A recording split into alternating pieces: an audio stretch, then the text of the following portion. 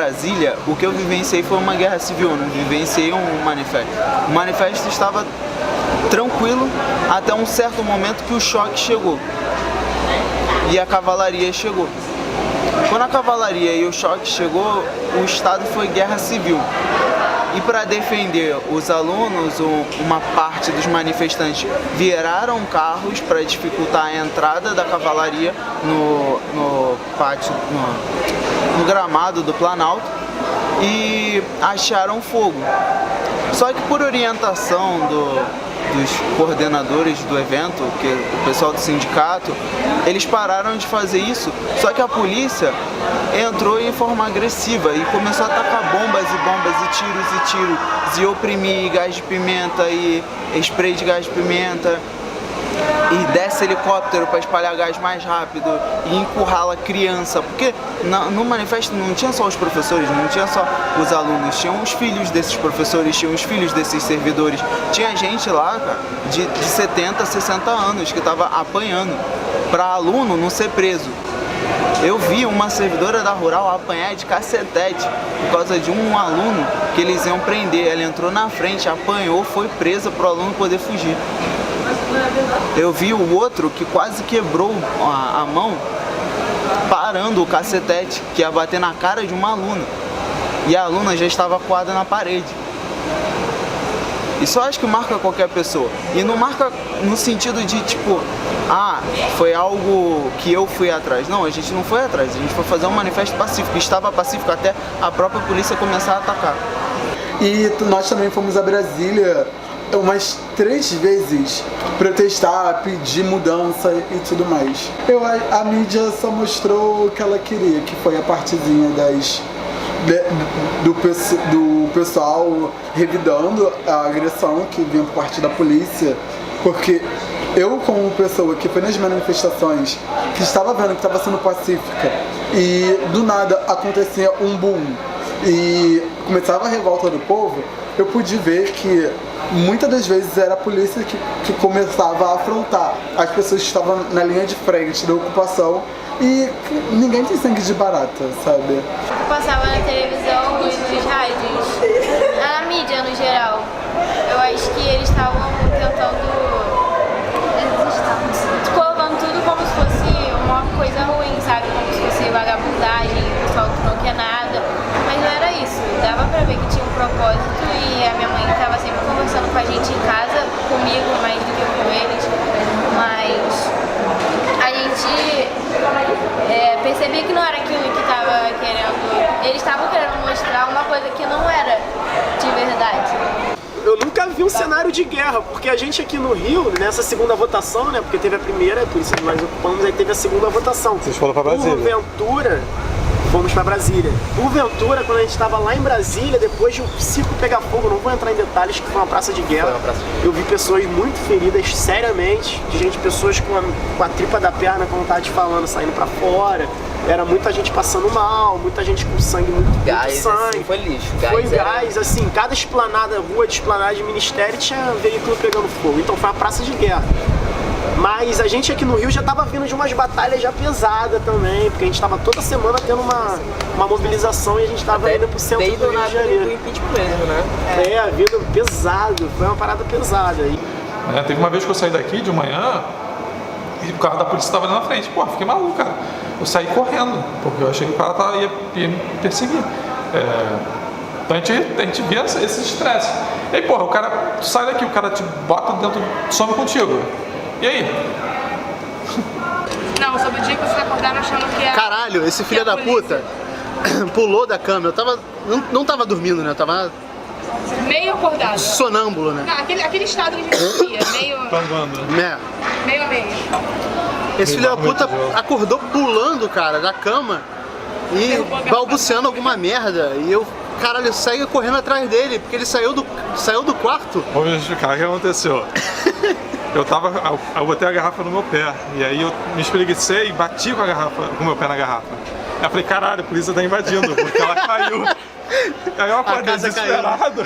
Aí eu olhei pro lado dele, subiu, eu também desesperado. Enfim, foi isso. Esquecendo o fato que sempre tinha Honda, né? Sempre tinha, mas foda-se. Cara, foi foda. Invadiram pelo meu quarto. Invadiram pela janela. Tu chegou a sair do quarto, não saiu? Não, Pela porta? Não, eu só levantei e você tava... Porra, que houve? Eu derrubei minha garrafa. Eu lembro de uma bizarra, que foi o dia que começou a chover muito. E a gente tava até então ok, né? Tava chovendo, tudo bem. Só que começou a sair água de todos os bueiros possíveis desse lugar. A gente sabia que enchia, mas a gente não sabia que enchia naquela proporção. Aí começou a encher. Nossa primeira preocupação foi os laboratórios. Vai encher, vai, sei lá, entrar água nos armários, vai quebrar alguma coisa, foi nossa primeira preocupação. Só que ao mesmo tempo a gente tinha caixa de som no pátio e a gente tinha vários outros materiais, tinha tatame também, a gente, meu Deus, como é que a gente vai deixar isso molhar? E foi cada grupinho separar uma coisa e a gente pegou todas as vassouras possíveis e fomos pros laboratórios tirar água, pra qualquer lugar que a gente pudesse tirar água, enfiamos a mão dentro do bueiro pra desentupir. Eu acho que assim foi o dia que... Não, e depois, aí parou de chover, voltou tudo normal. De quando a gente teve uma briga entre aspas, né, impasses sobre o uso da piscina, que deveriam ser usos recreativos e tudo mais, e ou não, ou usos que seriam para a comunidade, como hidroginástica para os idosos dos arredores e tudo mais. Só que a gente ficou tão empenhado em quanto tempo a gente iria usar de piscina, quais horas a gente iria usar, quem iria vigiar, o que poderia acontecer se não tivesse vigia, entre todas essas coisas. A gente passou um dia inteiro fervoroso, 40 graus em Nilópolis, e no final do dia todo mundo tomou banho de chuveirão, que foi ótimo. Todo mundo gastou onda no chuveirão e não entramos na piscina porque o papo ainda era sobre entrar ou não na piscina. A ocupação foi algo tão marcante que quando a gente reativou a página do Ocupa e dissemos que o Ocupa está de volta, mas explicando o que seria essa situação, que seriam reuniões, um núcleo de conversa, quase uma DE, uma frente estudantil, algumas pessoas ficaram tão assustadas, inclusive dentro da instituição, que chegaram a chamar a polícia, dizendo que era para nossa proteção. Irônico que haviam 3, 4 viaturas da polícia naquele dia, mas durante os outros dias nunca tem nenhum tipo de viatura onde as pessoas são assaltadas, violentadas diariamente aqui ao redor do campus. Mas nesse dia, porque nós marcamos uma assembleia, uma reunião, para conversar sobre o campus, sobre a economia, sobre a política do país. Alguns setores da instituição se mexeram achando que iríamos ocupar novamente, chamando a própria polícia para, se for o caso, acho que deter os alunos. Teve uma reunião dos pais aqui dentro, aí a gente falou assim, cara, olha só, tu tava? Tava. A gente falou, cara, se os pais estão tendo uma visão errada da gente, pela mídia, vamos chamar os pais aqui dentro e conversar. Cara, era tudo muito transparente, a gente tentava fazer as coisas mais transparentes possível. E a gente chamou para conversar os pais. E foi muito curioso que a maioria dos pais chegaram assim. Primeiro, a adesão foi pouca, não foi tão grande quanto a gente pensou que seria. Sei lá, os 40 pais durante, acho que as 2 reuniões nós tivemos no máximo 40 pais. E aí os pais chegaram meio assim, caralho, com mais dúvidas do que certezas, assim, mas eles queriam conversar para saber qual é. Isso é fundamental, né? Você não se fechar no seu mundinho é fundamental. O primeiro passo é vir escutar e, porra, é incrível. E eles vieram com uma concepção que eles estavam tendo, mas eles queriam saber o nosso lado. E depois que a gente conversou pra caceta com eles e falou tudo que a gente tinha que falar do nosso processo, eles viram tudo, eles saíram daqui falando, olha, eu tenho medo do meu filho aqui, mas eu percebo que é necessário ele estar nessa luta.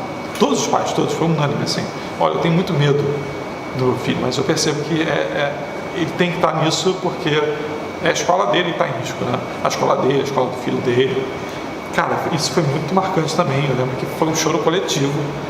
Teve uma mãe que voltou aqui várias vezes fazendo investimento pra gente e, tipo, dando força, falando... Não, durante a reunião, no final da reunião, os pais meio, cara, vamos criar um grupo dos pais a gente vai falar com os outros pais pra conscientizar eles do que está acontecendo, mas isso a gente só conseguiu romper isso quando houve o diálogo, e infelizmente muitos dos pais entraram numa bolha e não queriam mais dialogar, não queriam, compraram que todo ocupante é vagabundo e permaneceram nisso, infelizmente. Mas aqueles que vieram conversar, o resultado foi muito positivo. Teve uma mãe que fez um relato das dificuldades que ela passou para estudar na escola, em escola pública, e aí a filha dela estava estudando em escola pública, ela trabalhava na Zona Sul como, acho que era recepcionista, e aí a filha, ela se matava de trabalhar para a filha estar aqui, e aí o governo estava querendo tirar a escola pública da filha, e ela não tinha condição de pagar a escola particular. E ela dando esse relato foi assim, emocionante, foi um choro coletivo, porque a gente conseguiu perceber a importância da nossa luta, porque às vezes a gente esquecia o que a gente estava aqui. Às vezes o massacre era tão grande que a gente achava que estava errado. Em vários momentos a gente sentava e falava, cara, será que a gente está fazendo isso certo? Mas aí quando vinha relatos assim, a gente percebia, não, a gente está no caminho certo. E hoje, vendo o governo, vendo o país do jeito que está, a gente percebeu que a gente estava muito no caminho certo. Muito no caminho certo. Então, eu acho que em momento nenhum durante o nosso processo durante esses movimentos de ocupação, não houve momento nenhum que a gente esteve desintegrado do restante dos campi, né? O IFRJ, é óbvio que cada campus tomou a sua decisão de ocupar ou não, mas a partir do momento que a gente ocupava, a gente estava integrado com os outros campi. E aí a desocupação foi um processo que começou a ser discutido coletivamente para que fosse algo tão impactante quanto o momento da ocupação, né? Porque também foi um momento singular, a gente sair daqui junto com os outros campi também e dizer que não estava acabando, mas estava se encerrando uma parte do ciclo que foi a construção do movimento estudantil do IFRJ. Então a gente ter feito isso junto também foi um marco assim, para a história da ocupação no IFRJ. Como eu estou falando assim, que mais ou menos todas, por mais que tivessem suas especificidades, elas algumas vezes, tipo a questão de a galera ficar mais já cansada depois de meses, enfim, esvaziamento, então todos sofreram mais ou menos com isso. Então quando chegou no final do ano, já passou a PEC, aquela coisa de a gente desesperançoso, só tava aquela uma galera ou outra conseguindo manter. Então a gente começou a pensar que talvez fosse questão da gente pensar em um outro tipo de mobilização. Foi aí, inclusive, quando a gente começou a pensar na frente, que era uma maneira de que ainda os estudantes conseguissem se organizar e quem sabe futuramente dessem a origem a um DCE, que ainda é uma coisa assim que é absurda, um DCE que a gente não sabe se existe ou se existe, não sei, na verdade. Enfim, aí a gente começou a conversar entre todo mundo para ver como seria. Então a gente chegou num acordo que foi bem bacana, que foi meio que uma desocupação de todo mundo, mais ou menos no mesmo dia. E aí fomos para Realengo, que foi a primeira, e fazer um grande ato, meio que, não sei, uma despedidazinha para fazer isso. Até porque com o Natal chegando, Ano Novo, ia ser quase que insustentável, né? Então a gente começou a fazer muitas assembleias para decidir quais seriam os próximos passos de mobilização, montar a frente. Teve uma assembleia para discutir toda a questão do estatuto, que é difícil, pesado, a gente tem que debruçar muitas coisas para estudar muito. Nossa, e organizando e tal, para que conseguisse ser o mais democrático e ter um embasamento para conversar com eles. E aí depois disso, montada a frente, e tudo mais ou menos assim, todo mundo consciente de que, beleza, vai começar as férias e tudo, mas a luta não acabou. Nunca acaba, na verdade, né? Ainda mais agora que a gente tá vendo que toda a continuidade do golpe tá se dando. Já passou do ensino médio também. Sei lá, assim, passou a portaria que já teve mais cortes na educação de novo. A última... Cara, hoje a gente enxerga que o governo Temer é um governo contra os pobres, ponto. Então, o governo Temer, ele é contra as instituições públicas, seja de saúde, de ensino, de qualquer coisa, seja público, o cara quer se catear. E a gente está vendo um retrocesso muito grande politicamente, escola sem partido, pode ter posição política. Eu lembro que o que mais tentaram mesmo, aí a nível pessoal, me massacrar foi a questão de eu ser filiado a um partido político. Então, se eu era filiado a um partido político, eu não podia estar aqui dentro, ou eu estava utilizando uma visão meio que da ditadura, de você ter posicionamento político, você não presta, né? E era uma parada de tentar vencer isso. E hoje a gente vive, cara, um retrocesso, parece que a gente está em 1500, sabe? A gente tem um direito fundamental de manifestação que sequer é permitido. A gente lutava com um jeito simples de manifestação, é isso. Foi muito tenso, porque era misturado muito com o senso comum, né? As pessoas reproduziam muito senso comum. E hoje a gente vê a PEC passou. Acho que o grande questionamento que a gente tem que fazer é, depois do ano passado até esse ano, o Brasil melhorou? Com o governo Temer, o Brasil melhorou? O que é mais válido desse processo? A gente ficar de braço cruzado ou a gente ir para a luta?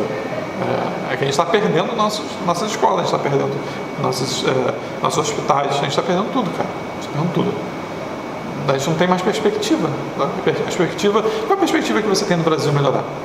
Nenhuma. De quanto tempo, assim? Se começasse hoje uma reforma no Brasil melhorar, quanto tempo ia demorar? Não tem, a gente está sem perspectiva. E a ocupação naquele processo foi uma lanterna no meio da escuridão, sabe? Foi dizer, olha, vai ter reação ao que você fizer. Mas o cara é muito mais forte que a gente, sabe? Essas pessoas ainda são mais fortes que a gente. Mas a luta não termina, né? A luta não para nunca. Acho que esse é o grande ensinamento. Quando tiver... Acho que quando tiver necessidade, vai ter luta. Não tem.